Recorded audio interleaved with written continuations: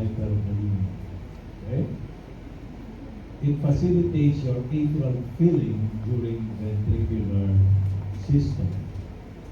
How does it facilitate? Kasi meron kang intrathoracic, intrapericardial pressure, and intracavitary pressure. It restricts the anatomic position of the heart, so it maintains that the heart should stay due to some mediastinum union and minimizes friction between the heart and its surrounding structures. Okay? Like displacement of the heart and kicking of the great vessels. And at the same time, it tries to retard the spread of infection from the lungs and pleural cavities to your myocardium. So what condition that will give you problems pag na-involve yung pericardium?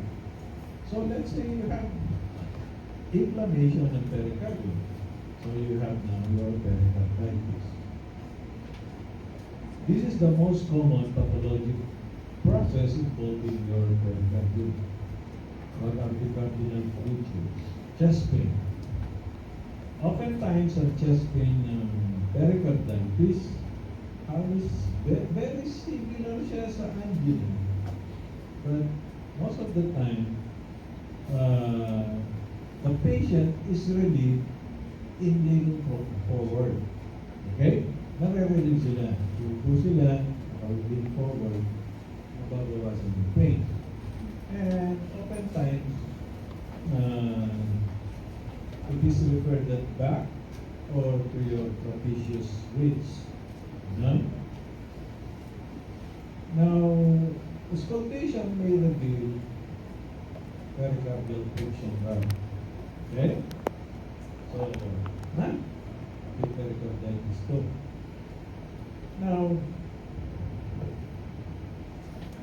kadalasan, or sometimes you have to try to release it kung meron siyang mga resident upper respiratory tract infection. Maybe yun. Nilagyan ka ba? Inubugal ba? Okay? Now, if you do diagnostic tests, so ECG ang makikita nyo. These are very transient. Sa stage 1, there is widespread ST elevation. Kala mo, nag-EMI siya. Pero, diffuse ST elevation, okay?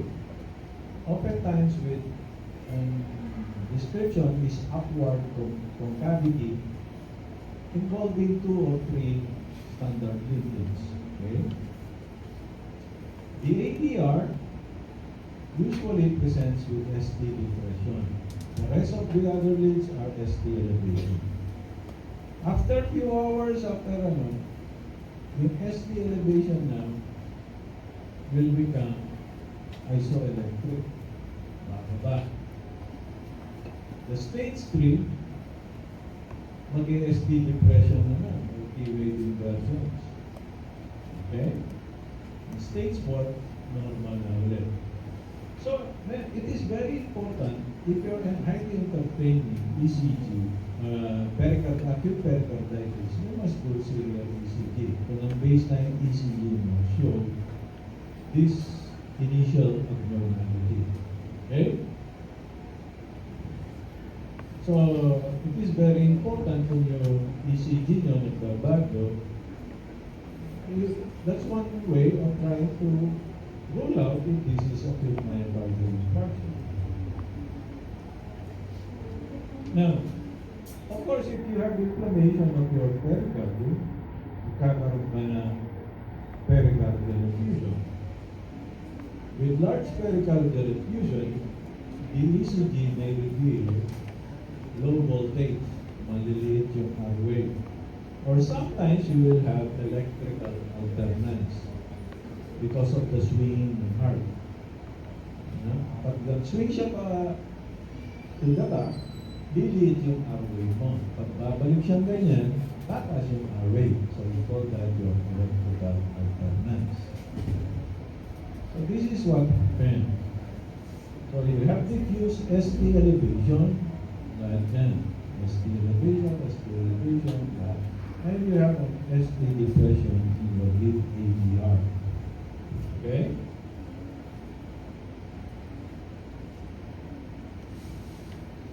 So, acute pericarditis, you can see now, if you do an echo, you will see a pericardial effusion. So, sa X-ray, ano makikita niya? You have an enlarged cardiac silhouette. Now, ang configuration is a water bottle sign. What water bottle sign in Shura? And you may see some pericardial fat lines. Fluoroscopy may show diminished. Fluoroscopy, X-ray to, pero gumagalaw yung image. May show ventricular pulsations that is absent, especially the apex. On percussion, pwede kang magkaroon ng T1 sign. Parts of darkness within the angle of the scapula.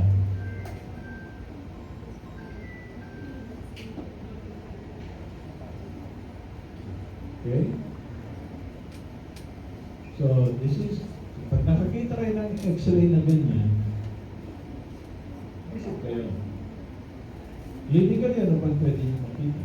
If you have a very large effusion, there is compression of your ventricle, especially the right ventricle and the right atrium, you will see some tubular venous distension as well.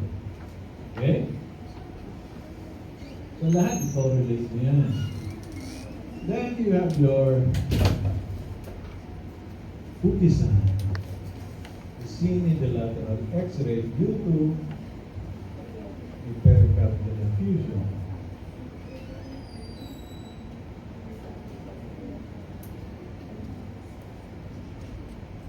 So this is your fat stripes.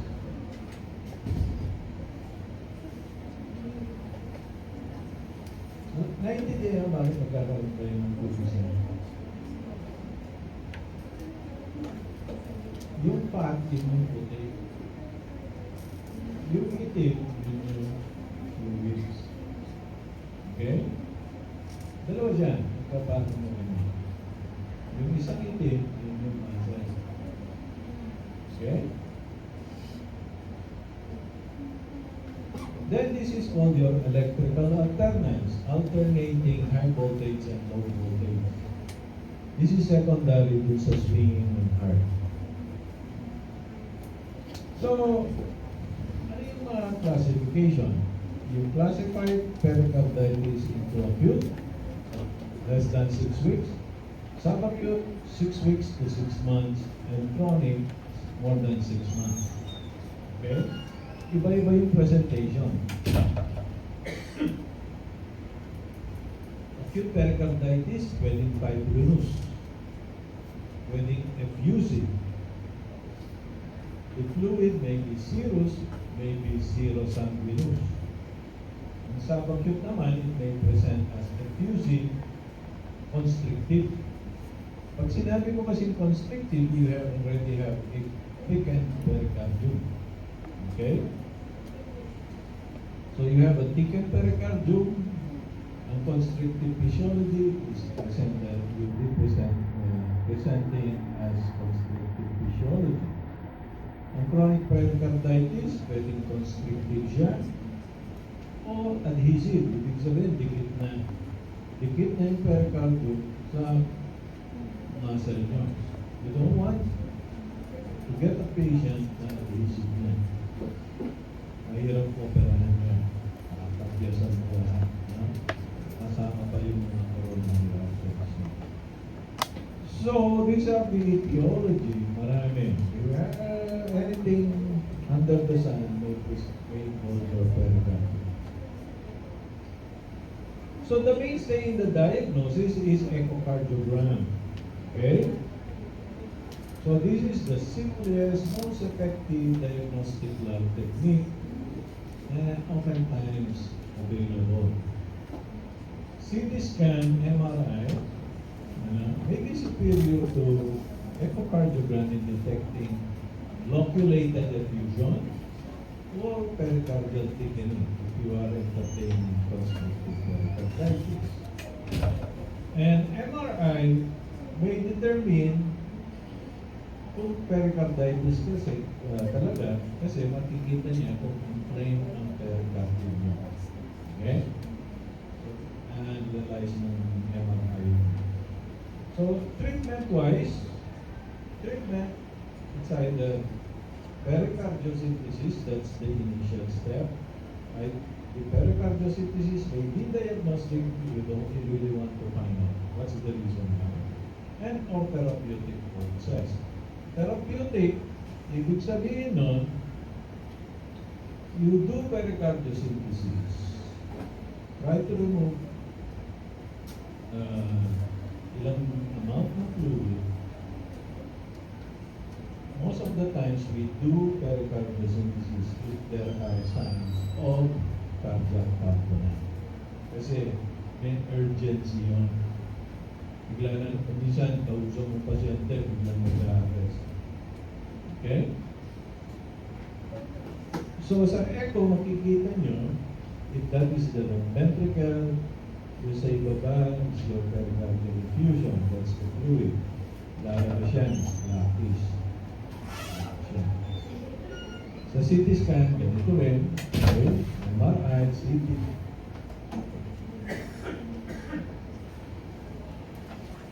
So what is the treatment? The treatment for acute pericarditis, kasi most often times viral yan. Usually it's self-limiting. So there is no specific therapy. Ang management is bed rest and giving anti-inflammatory treatment like aspirin. Ang aspirin mo is really high dose. Tignan nyo yung 2 to 4 grams per day.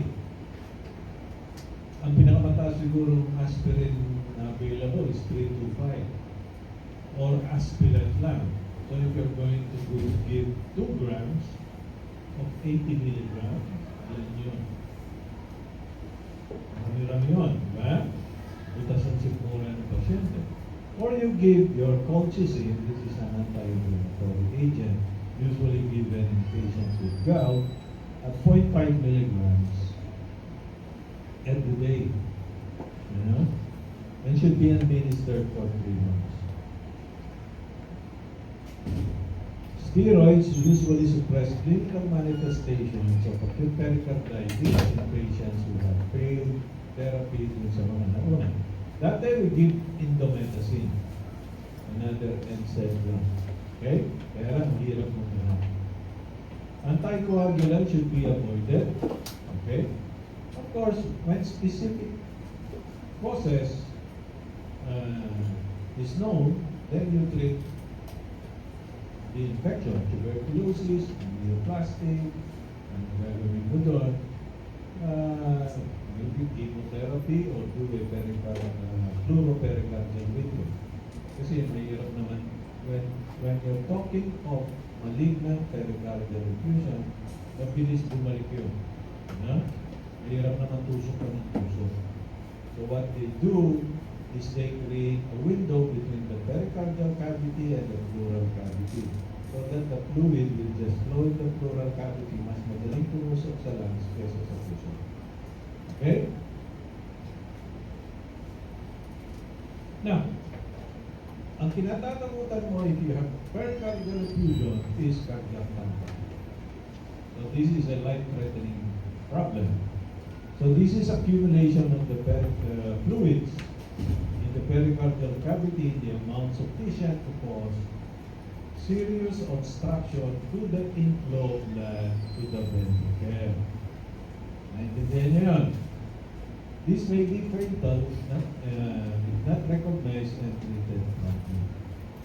So the most common causes of tamponade are idiopathic pericarditis, pericarditis secondary from malignant pericardial effusion and tuberculosis, bleeding into the pericardial space after a leakage from aortic dissection, cardiac operation of trauma and treatments with oral anticoagulant like Coumadin XS. But the three main features, hemodynamic features of tamponade are elevation of your intracardiac pressures, limitation in the ventricular filling, and reduction of your cardiac output. So these are the three main features. So, in acute tamponade, ano yung triad? They always tell you this. You see this in acute tamponade. You have hypotension, you have soft or absent heart sounds, distant heart sounds, and jugular venous distension. This is called your text triad. Okay? So, ano yun? Ano yung tamponade? Kailan mag-present yung tamponade? It depends on the quantity of your fluid. Remember, kung slowly accumulating yung fluid mo, the pericardium can stretch. Kung minsan, may na isang libro na i-evacuate namin. You know? And yet, halos walang nararamdaman ng pasyente. So, depende doon sa quantity of fluid and the rate of accumulation. Okay? Yung manifestation.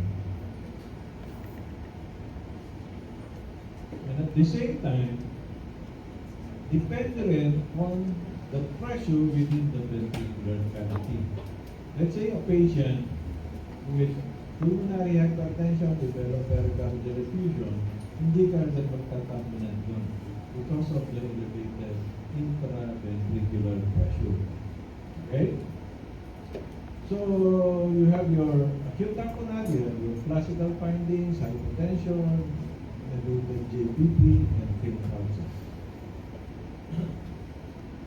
Tamponade may also develop slowly, and the clinical manifestation may resemble that of heart failure, including dyspnea, orthopnea, hepatic engorgement, and jugular venous distension. So, at bedside, pwede mo mailisin yung pulsus paradoxus. So, what are the evidence that your patient already has tamponade? Pwede hindi pa siya hypotensive, but if you have your pulsus paradoxus, this is the an increase of more than 10 millimeters mercury drop in pressure during inspiration. So, bababa siya during inspiration. Bakit ganon? Anong nangyayari? Ano yung physiology nun? Pag-inspire nyo, what happens to your venous return? Mag-increase. Tama? So, with increase in the venous return on the right side, it pushes your interventricular septum to the left. So, nagdi-decrease yung cavity nyo sa left ventricle. Nagkakaroon din ng pooling within the pulmonary veins ng blood. It further decreases your left ventricular preload. Kaya pag contract niya, yung stroke volume niya is decreased, that giving rise to the decrease in the pressure of more than 10 millimeters mercury during inspiration. Okay? So, kailan ka rin makikita yung pulsus paradoxus? It can be seen as well in right ventricular RV infarction, constrictive pericarditis in about 1/3 of patients, hypovolemic, COPD, pulmonary embolism. Okay? In those patients who are dehydrated, low pressure tamponade, konti lang yung fluids, pero they have signs of cardiac tamponade, you call that your low pressure. So, Kaya na, ang initial management for these patients with massive pericardial effusion is hydration. Okay? So diagnosis, echocardiogram, Doppler, ano, you have exaggeration of right-sided flow during inspiration with reciprocal changes in the left-sided flow, aortic and mitral flow. So yun yung pulsus paradoxus nyo. Or by cardiac catheterization, there is equalization of the pressure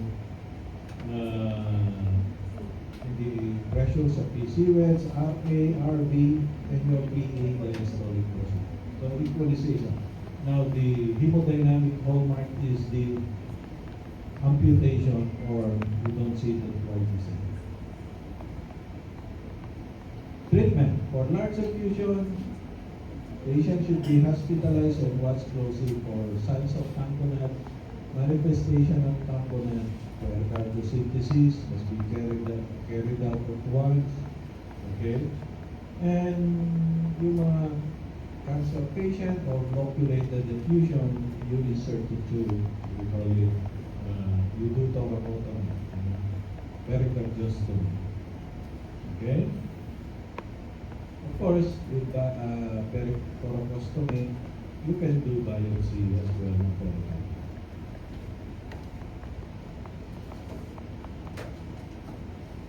Okay. So, ano yun? Viral idiopathic pericarditis. So you have antecedent upper respiratory tract infection. Oftentimes, with pericardial effusion and pneumonitis, a disease of the once it scores, self-limiting lang siya. There may be recurrences. Tamponade is unusual for acute viral pericarditis. Constrictive pericarditis is possible for patients with recurrent pericarditis. Treatment, non-specific, bed rest, anti-inflammatory, aspirin at 100 mg per kilo per day. Okay? 900 milligrams of 6 hours. Implementation of 25 to 75 milligrams as steroid. Okay? So, anticoagulants should be avoided, recurrence will be multiple, treatment disabling and continued in 2 years. Pericardiectomy may be effective in terminating fluids. Ano naman yung post-cardiac injury? Or this is what we call your post-pericardiectomy syndrome. Ang mga post-op, especially kakaroon sila ng pericardial effusion. O yung mga nag-MI, we call that your Wessler syndrome.